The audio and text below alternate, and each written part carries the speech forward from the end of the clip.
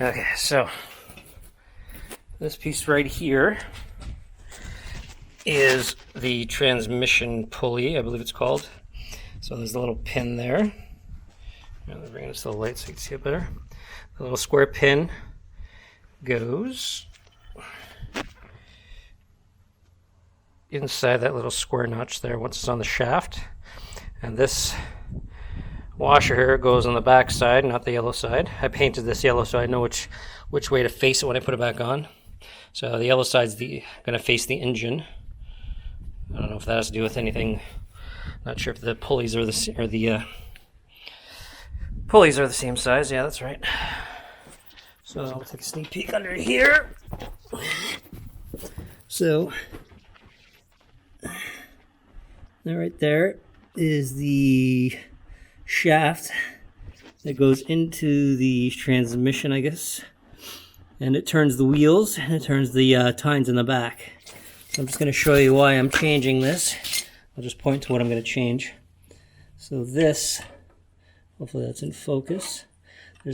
See, this is metal. This is part of the casing of the transmission, and this is what's called an oil seal. Oil seal gasket, I think it's called. And this is on a Troy-Bilt 645A. So it's not leaking right here where the screwdriver is here. It's actually leaking where the shaft meets the gasket. So that needs to be replaced, and I'll show you. So if I tip it forward, you'll start to see it drip out. Now, do you see that? That just means the seal is not good. There you go. So it's dripping out. So that's where the leak is. So if you ever want to find a leak, you just gotta clean things away, get everything nice and clean, and then once you got it all clean, then you start inspecting to see what's leaking. And in this case, it leaked out so much that it was below the line of the fluid, so you have to tip it forward, and then you can see where it's leaking from. So I know for sure it's this gasket here. So I did have that. Thankfully, my local parts place here had it in stock. I was expecting to wait 3 or 4 weeks for it, but because this is a 2003 machine, and it's very hard to find parts. But they had it, so we're gonna try and pop this out. Never done this before, so let's figure it out. Go have a look at the other one, the new piece that I got, to compare it, because it doesn't matter if I damage this because it's garbage anyway, because it's leaking.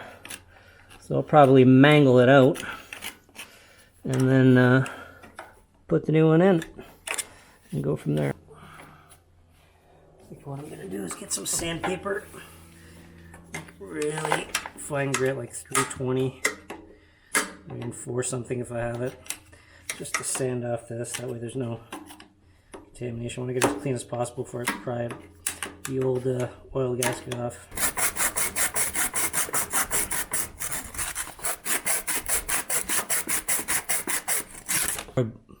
Troy-Bilt, and it's part number 921-04030, and it replaces the old one. I think the first 3 numbers were 750 if I'm not mistaken, but don't quote me on that. But that's the actual part number that fits. It's supposed to fit now, and it looks the same. So I'm going to try putting it in now. Okay, so I ended up getting that oil seal gasket off. It was a lot easier than I expected. So all I did was I put a screwdriver right in there and pried forward, and it came out. I was expecting it to be a hard metal, but it's like kind of like a hard plastic almost, it seems like. But anyway, what was broken was there's a little spring on this inside ring here, and that was snapped. So that's where the leak was coming from. So I guess it was not pinching on that shaft anymore. But anyway, I sanded the shaft down, took that off. And now we're going to pop this in. But when you pop this in, you don't want to hit it on any one side. You don't want to hit it on the sides one at a time, because it might bend it. So what you want to do is, in this case, I think it's 1.5 inch PVC pipe, or no, sorry, ABS pipe. And I'm just going to put it over, and you see it's almost perfect size. And I'll just push it as far as I can by hand. And then we'll smack it into place with the pipe. if I even need to. Looks like you can almost push in by hand, but I'm going to hit it with this just to make sure. I want a good tight fit.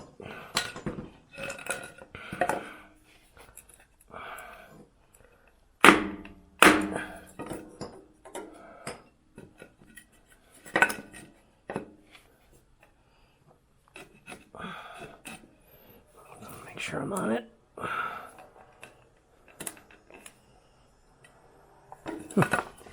This does it pressure-wise.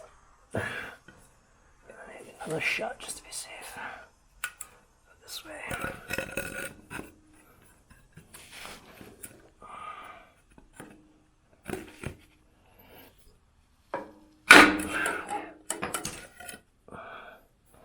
Seems to be flush. Looks pretty good. And now the test again to see if it leaks.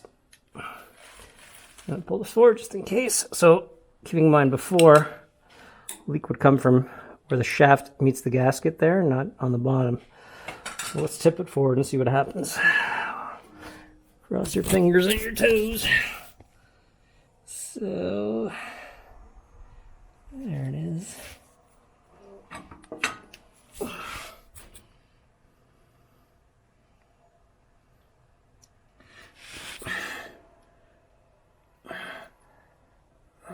Not seeing any drips yet, which is good. So it looks like we have a seal. Okay, looks like it's fixed. Now I just got to put everything back together. That pulley back on, the pulley cables, and should be good to go. And give it a test run.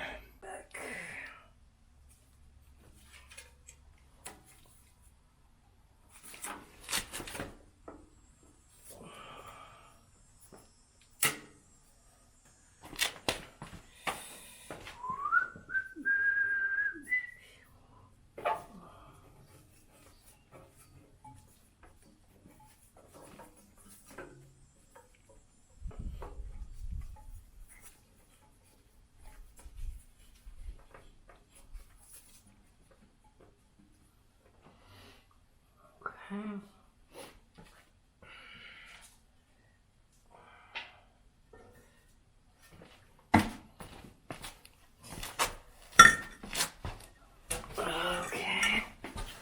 Oh, so the yellow faces me. Push this up. There.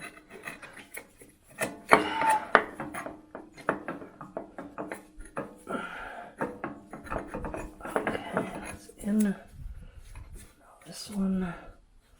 Oopsie. This one has to go like this as well.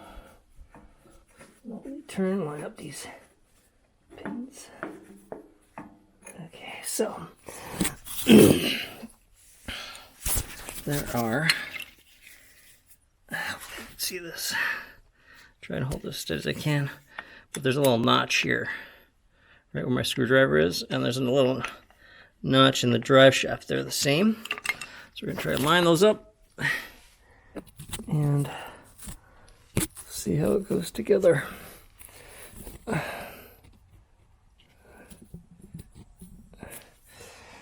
so I'll push this in.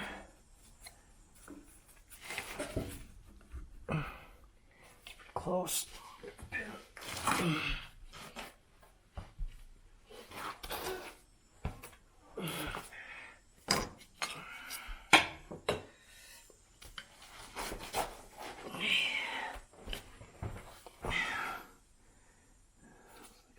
Way.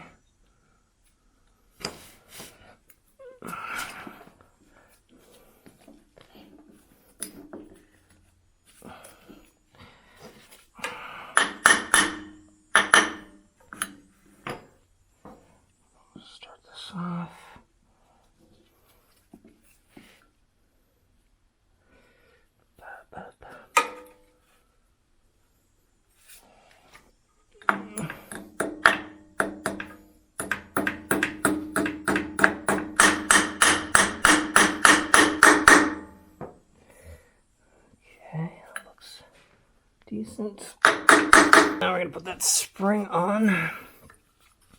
Was here before.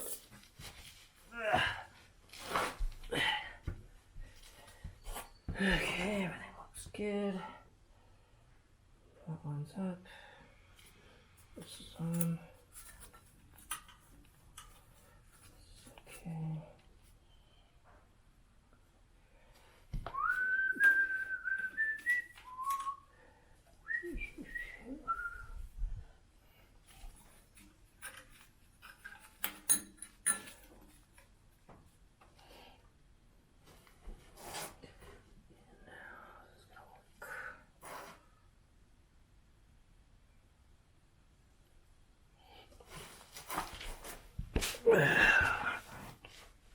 So, grab a screwdriver.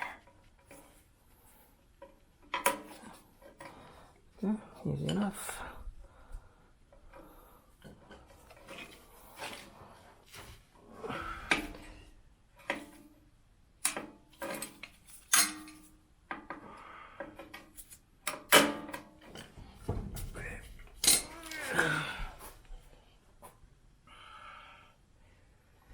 Just bolt back on.